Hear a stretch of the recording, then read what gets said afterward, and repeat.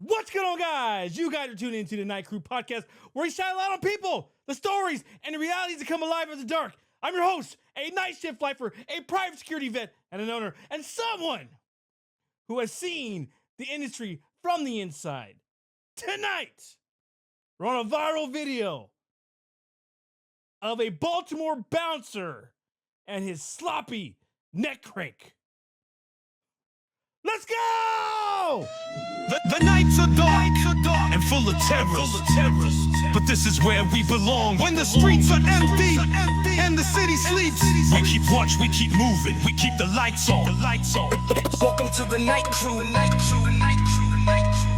Where the world slows down, but the stories never stop. Stay sharp, stay ready, and ride with us till dawn.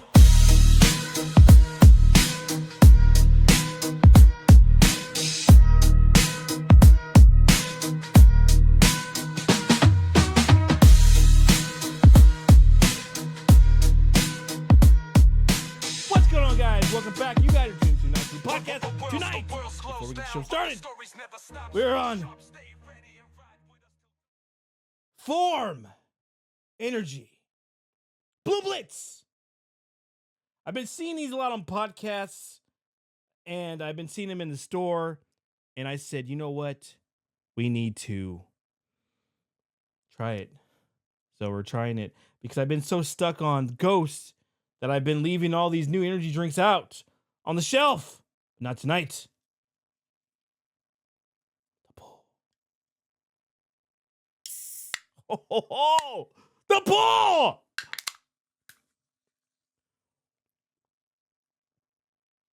This energy drink is not bad. Okay, I'm impressed. Form Energy promotes natural energy, mental focus, and hydration. I mean, how many times I get a little dehydrated out there? And it has the Blue Blitz. It actually tastes like blueberry. It has a good taste to it. It actually tastes natural. You know, it goes down really smooth. It's not overpowering. It's got 200 milligrams of caffeine, and I'm impressed. So if you guys are at a local gas station, they supply these. They got different flavors. I grabbed a couple of them just to try them out for the next podcast. And hopefully I can make them for the next podcast because I may want to drink it now. Tonight, we're hearing from bounces around Federal Hill after a security guard was caught on camera putting a man in a headlock after a dispute over the weekend. That video tallied millions of views on social media. The video that has been all over social media. Take a look. City police asking for your help now, identifying this man in connection to the viral video that showed. Leaders are weighing in on a viral video showing a bouncer assaulting a Loyola University student outside a bar. There's a viral video from over the weekend in Federal Hill shows a bouncer apparently choking out a man outside Cross Street Public House after a brief argument between the two. Welcome back, guys. You guys are tuned to Night Crew podcast. Tonight, we are on a video that's coming out of Baltimore's Federal Hill that's been viral all over the internet, okay? It's been circling around me at least like 20, 30 times, okay? And in this video, you can clearly see a bouncer outside of the establishment, but instead of handling the situation the right way, he grabs someone what looks like to be a chokehold, but except it wasn't even chokehold. It was a neck crank. The worst. And the man wasn't even unconscious. But what happened took it from reckless to dangerous.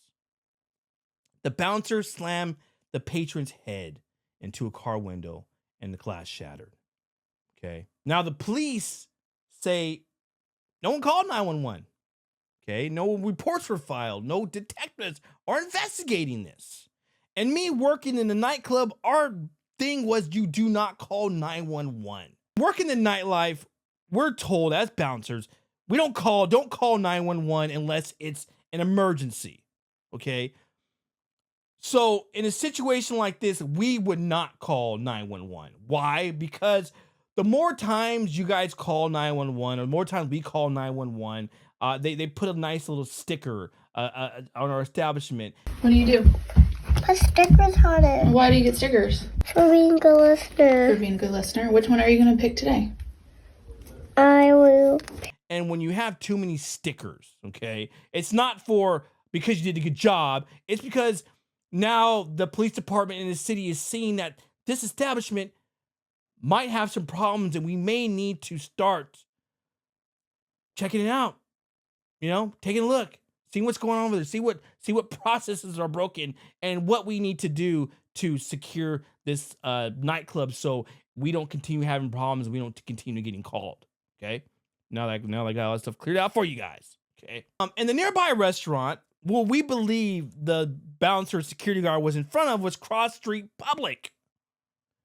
And they've already came out and said, I got to work for us. He ain't our employee. He's not our employee. Okay. He gets paid under tables. Technically, he's not our employee. That's what they're gonna swing. So, but the question that people have is, if he don't work for them, then who is he working for?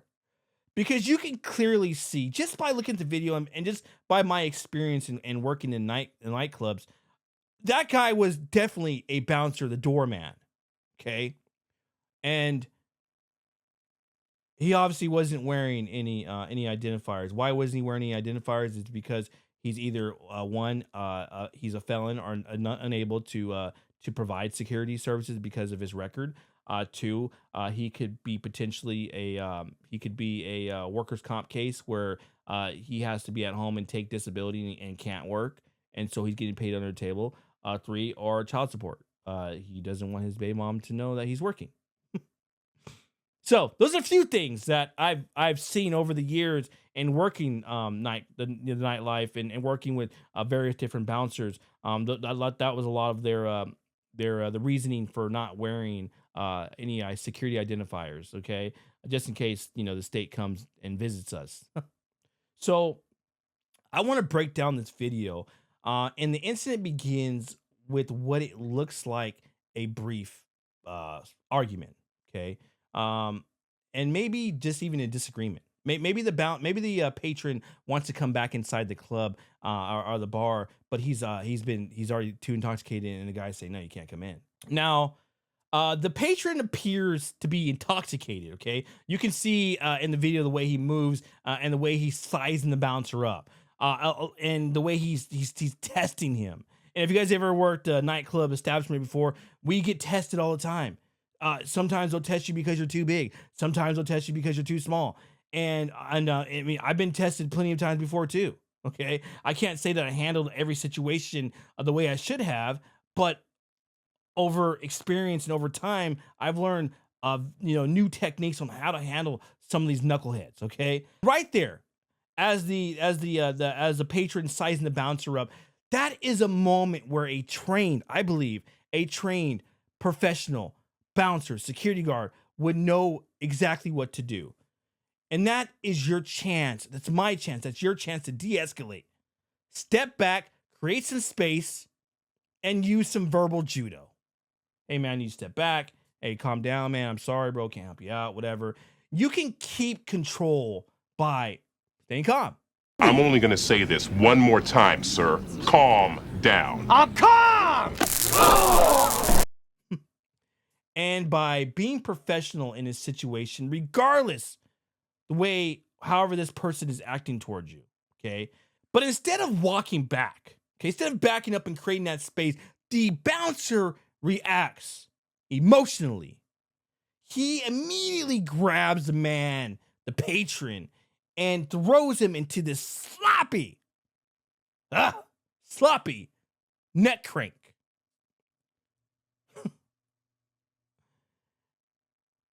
And from there, things spiral out of control. And we can see this patron under the arms of this bouncer, where he's leading him into a car window and shattering it. To the public, it doesn't look like a trained guard removing a disruptive patron. It looks like a street fight. And when people pull out their camera phones, It's exactly what it plays on the video. I hate when people say, well, you didn't see the whole video. You're right, I didn't see the whole video. I just saw from this point to this point, and I'm making my assumption off of what I saw. Bouncer's reckless aggression and the guard's hesitation. If you're in uniform, you're representing our profession. You're representing my profession. And then you can't stand frozen on the sidelines while excessive force is being used right in front of you, because at the end of the day, you are now involved. Your inactivity will still involve you. Your activity will involve you.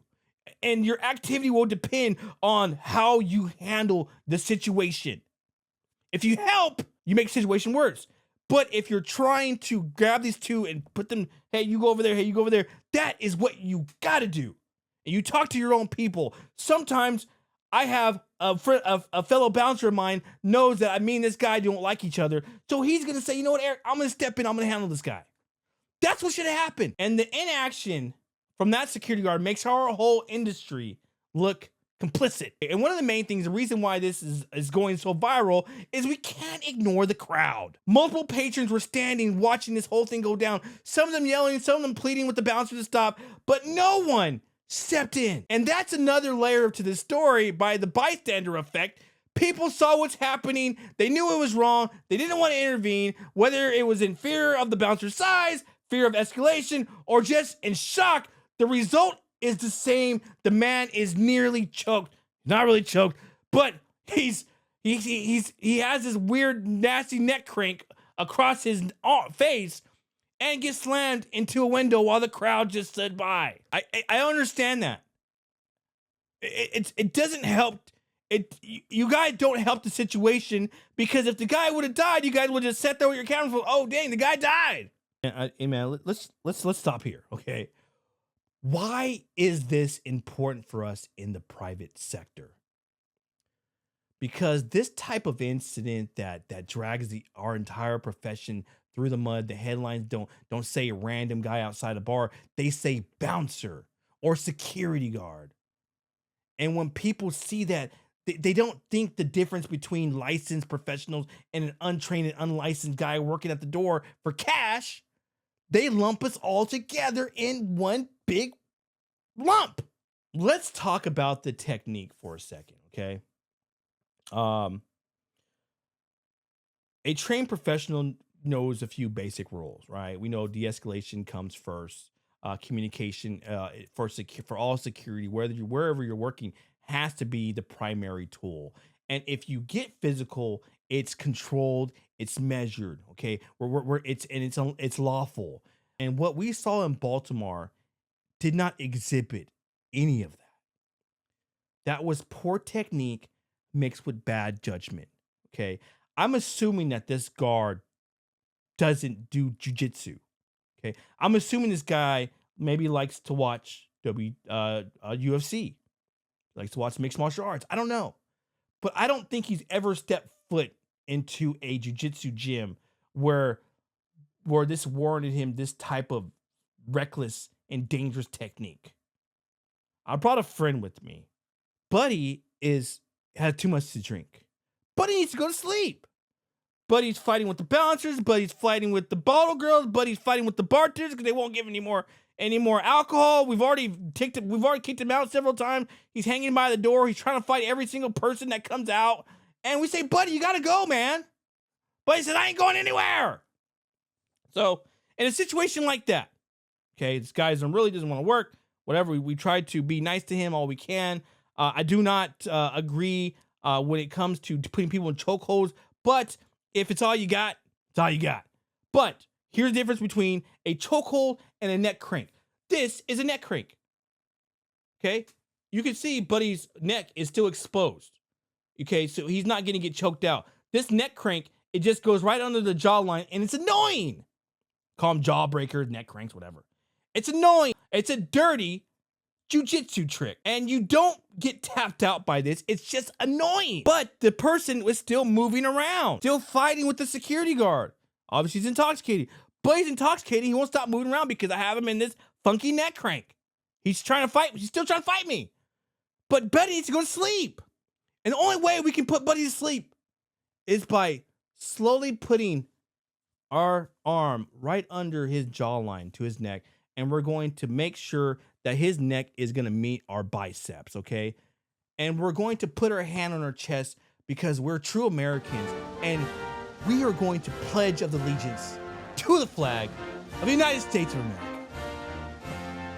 And then we're going to grab his head because we're going to tell him goodnight, okay? Everybody say goodnight. Everyone say goodnight to Buddy. Buddy, say goodnight. And all I have to do is just sit here and just make a light baby squeeze. But did you fall asleep already? Buddy's snoring already. Good night, Buddy. Hey, good night, Buddy. Put a blanket over you. Okay. That would be so much better if the bouncer had some sort of inclination on how the technique actually worked. This wouldn't go on video. It would have been, oh, this guy got slept, or they put him to sleep. That's it. But no, this bad judgment and his terrible training, neck cranks are not recognized security holds. Okay, it's not a way to control someone safely, and that's the kind of move that you guys would see in a street fight. I can't even say sometimes an MMA gym, but not at the door of a business. And slamming someone into glass, it's assault. Okay? It's not restraining someone. You're assaulting them person now. This brings the bigger issue why businesses continue ending up in these situations. Too many establishments, especially in the nightlife. And they think that security means just throwing a big guy at the door. They think size equals safety. It doesn't. And what every nightclub, every bar establishment needs is training, accountability, and a clear set of rules. Without that, these establishments are basically putting a lawsuit in a polo shirt and telling them to check this guy's ID. And here is the reality. This is bigger than the bouncer. Okay? It's about liability. It's if the man had been seriously injured, or even worse, if he had died, the consequences don't stop with the individual. The establishment would be pulled in.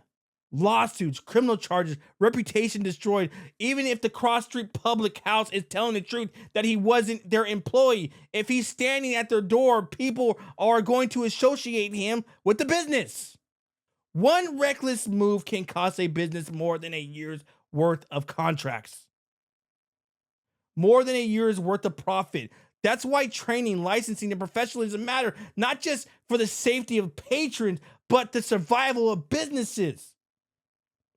Businesses, nightclubs, establishments, you guys have to stop using these unlicensed people for cheaper wages. If you cannot hire a licensed security company, then you don't need to be in business. Or you have to have some sort of plans in place if you're not going to hire security. But you have to have security, because if you have a DJ and you have alcohol, someone needs to man that door and check IDs before. Now we're running into another legal issue. Now we got minors running into a bar, establishment, and they're drinking. This is what should happen. A real professional would have just stepped in calmly and controlled the space and controlled the energy. Okay, and using their voice first. De-escalation is our first and primary weapon. You don't just match aggression with aggression, you redirect it. If I can just say that one more time, you don't match aggression with aggression, you redirect it. If the guy refuses to leave, fine. Okay, call the cops. But at an establishment, he's already outside. He's no longer affecting your business. Okay, now he's just some drunk guy just slurring words and talking crap. If we ignore him, they move on. If we keep adding to the fire and the fuel, he likes the attention. He's not ready to go home yet. If you absolutely feel the necessary to put hands on the person, you use safe escort techniques. Come on, buddy, get over here, buddy. If the person is still being unruly, I'm going to lightly grab him by the neck, and I'm going to grab him by the wrist. And I'm going to walk him out. Bounce. That's what we're called, bouncers. Okay? Right here, back, control the back of the neck and grab right there on his elbow. And you walk him out. Okay? Or you can come here. Sorry, buddy. Come here and walk him out. That is a lot better looking than some bouncer misusing technique and embarrassing me, everybody else, and then slamming the guy's head into some glass. And that technique is controlled. I believe it's professional. And if it does end up on social media, it's not going to have the wrong headlines. Okay? It's not going to say, oh my God. They're going to say, oh, this guy's too drunk. This guy don't act. They're not. They're, our attention is no longer going to be on us. It's going to be on the patron that was escorted out. Okay. Now let me give you guys another quick example. Okay. I've been in a lot of heated situations before working in the nightclubs, and people, their tempers are hot, and people are ready to swing. People like to drink. Okay. I've had people screaming and threatening me, and I'm going to kill you. I know where you work at. Oh my God. And you know what? 9 out of 10 times. Okay, you know what? I take it back. It's been a while since I worked in nightclubs, but I haven't had to put hands on people because I learned the art of de-escalation. Okay.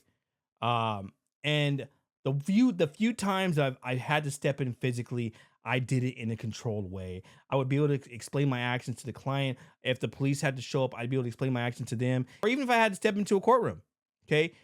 There is a difference between professionalism and recklessness. Let's talk about the bigger picture in the security industry. When people see videos like this, they lose trust in security altogether. They stop seeing us as professionals and start seeing us as just thugs in uniforms. Just, well, they hired some gangbanger to sit in front of our door and check our IDs. And it hurts all of us. This is why I'm so big when it comes to unlicensed activity, unlicensed security guards.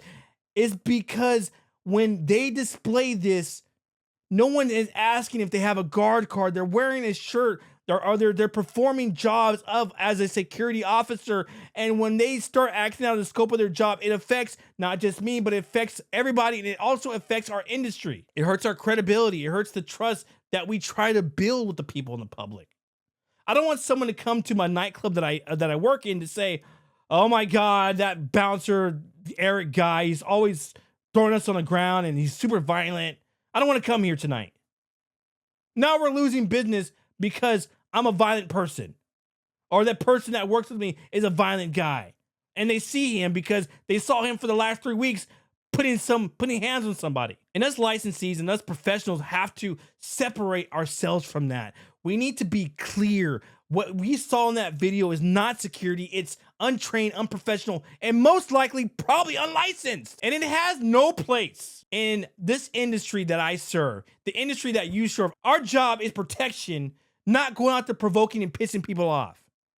We're not here to prove we're buff and we're tall and we're big, bad, and strong.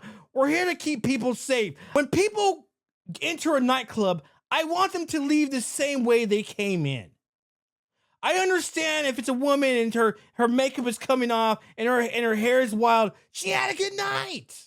Or if I see a guy, his back is all sweaty, he's sweating all over the place, he had a good night. That's what I like to see. Come in dry, leave out sweaty. I don't know. But at least you had a good time, you're smiling, you met a new girl, you met a new guy, whatever for the night. And nobody was escorted out by improper security guards or unprofessional security guards. So what are the lessons we can all take from this? Okay.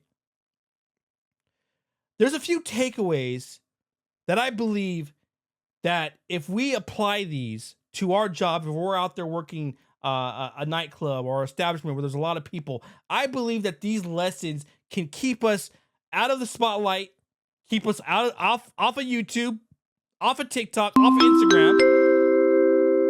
Attention. Attention. Attention.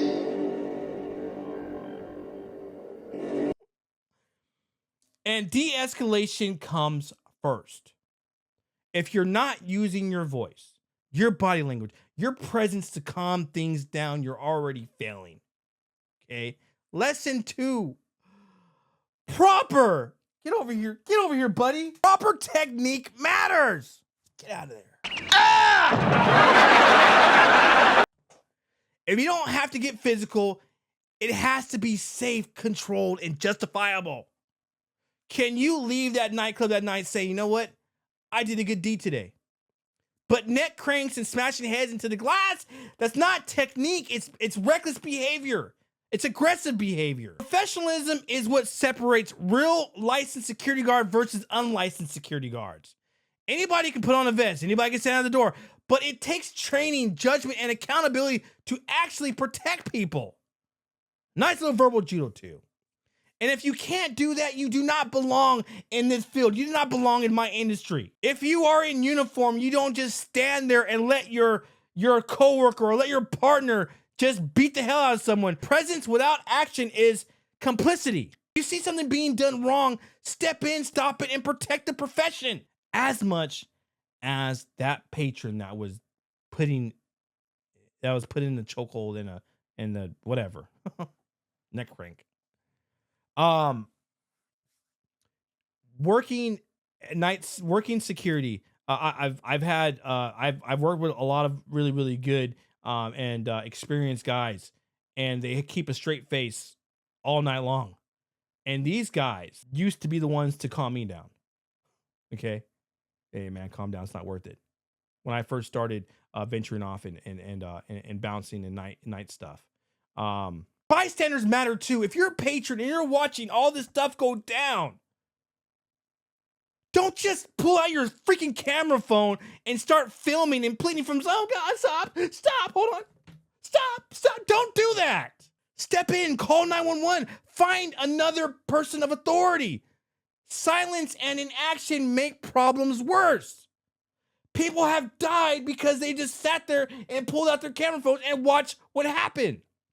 And here's the bottom line from all of this. The Baltimore bouncer incident isn't just one or two bad moves in the Federal Hill, okay? It's a reflection of what happens when businesses continue to cut corners. And when untrained and unlicensed guards get thrown into these roles, they do not understand when professionalism gets replaced with ego. I am okay with someone calling me a bitch. I don't like it, but I'm like, whatever. I don't care. All right? If you keep acting up, you're going to be mine later. I'm just kidding. And to all my night crew members, don't be that guy. Don't let your name or your company's name get dragged into to a headline on YouTube or Instagram or Facebook or whatever, because a sloppy technique, lack of identification, and bad judgment is going to cost you more than a contract. Okay? Be professional and be the example, because at the end of the day, we're not here to show off. We're here to protect people. And this is where the incident comes in full circle. After the video spread and witnesses came forward, the man identified as the bouncer turned himself in and worked security part-time.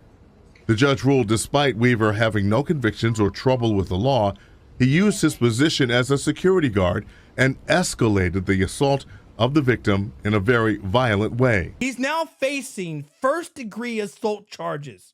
Think about it. What started as a drunken argument outside of a bar is now a criminal case that could cost someone years of their life. Not years, but cost them some time.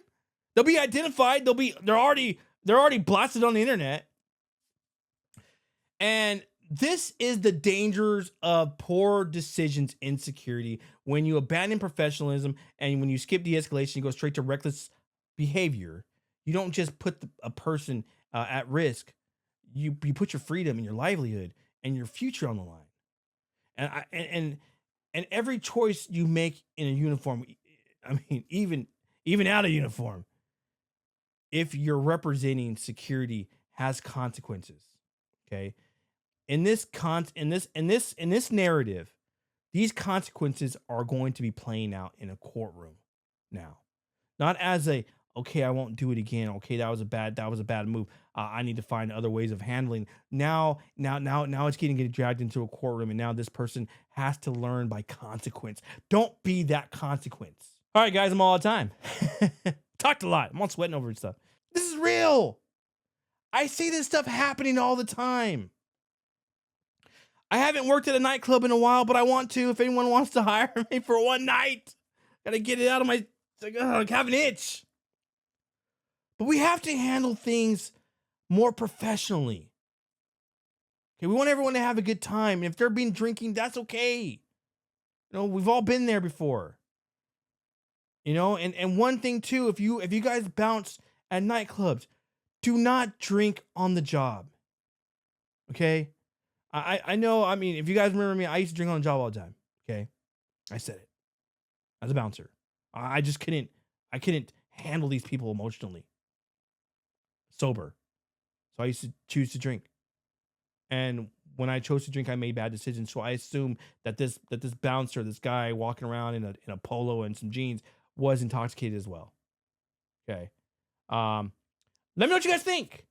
What could the bouncer have done? Is there a light at the end of the tunnel? I don't know. And what can we do in the security industry better to prevent this from happening? The nights are dark and full of terror.